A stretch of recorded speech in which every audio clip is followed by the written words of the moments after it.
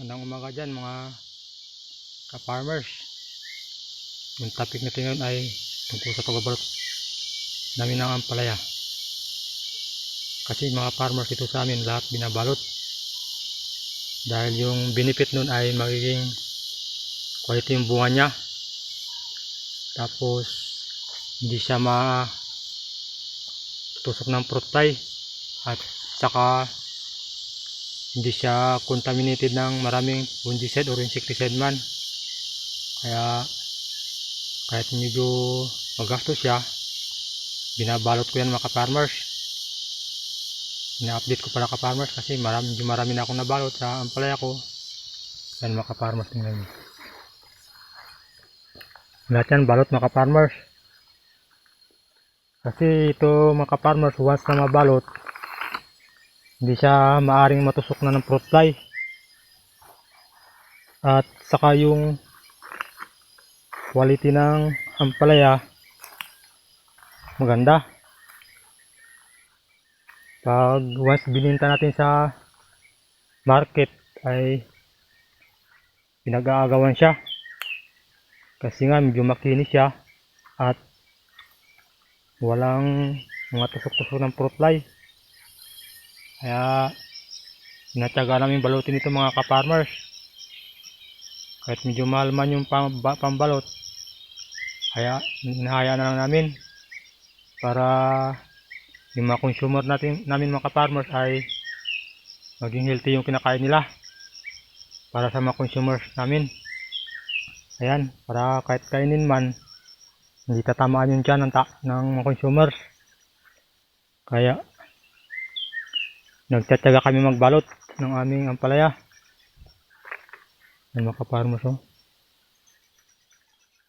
Kasi yung mga karamihan na ampalaya na hindi binabalot, halos bawat pitas nag-spray sila. Kaya hindi maiwasan na makakontaminate siya ng insecticide o pesticide man. Kaya mga ka-farmers, ito yung gawain namin everyday routine namin, nagbabalot. Ito nga, kakatapos ko lang magbalot mga ka-farmers. Ito yung lalagyan ko ng dyaryo, tsaka yung stepper dito ko nilalagay ko lang ito sa balikat ko para mabilis lang. Yan. Kaya mas mainam mga ka-farmers na balutin siya. Ito malaki na ka-farmers, oh. Tingnan nyo, siya, makinis yung kanya.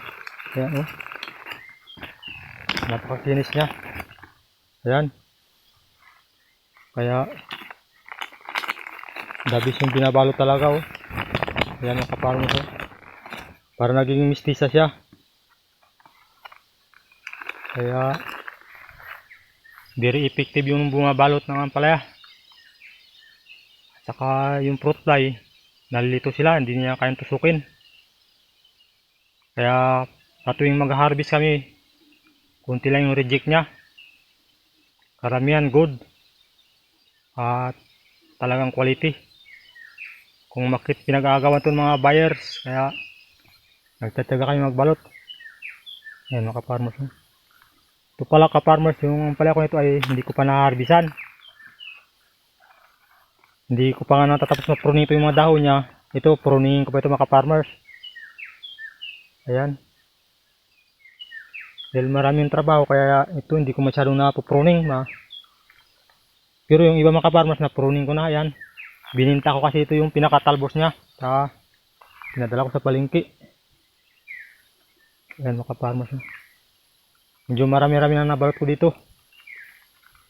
Yung mapagod nga lang magbalot, pero okay lang.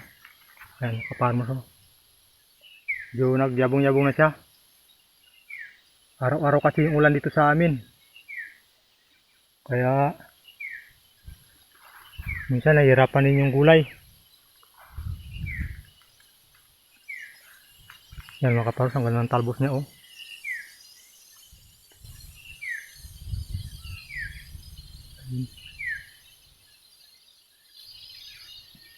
Ayan mga ka-farmers.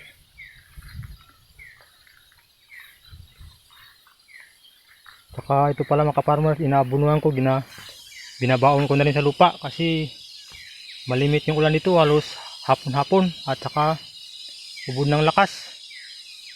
Kaya binabaon ko lang sa lupa yung abono. Kasi maanod lang, medyo rolling din kasi yung tinaniman ko na ito. Ayan. Marami nang nabalot ito mga ka-farmers banda oh. Namamuti na yung mga balot. Baka 3 days or 4 days for harvest na po ako. Ayan. Ayan mga farmers. Oh.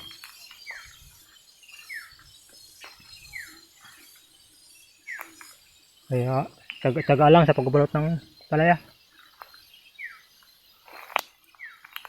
Sa huli makaka-harvest din ng mga good quality na bunga ng ampalaya. So ayan mga farmers oh. Marami ng bunga. Marami na akong nabalot.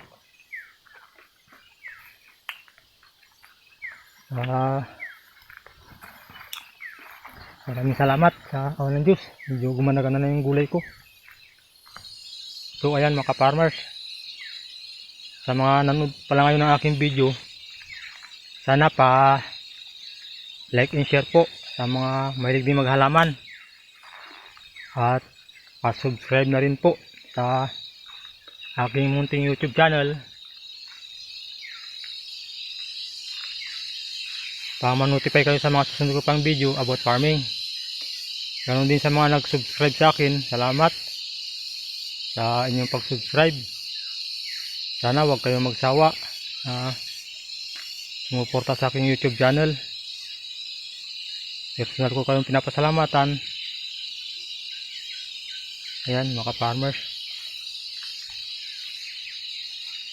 Shout out pala dyan sa lahat ng nanonood ng aking video. Marami pa akong magiging video about farming. Ayan mga farmers. Hanggang dito na lang mga farmers. Happy farming. Bye bye.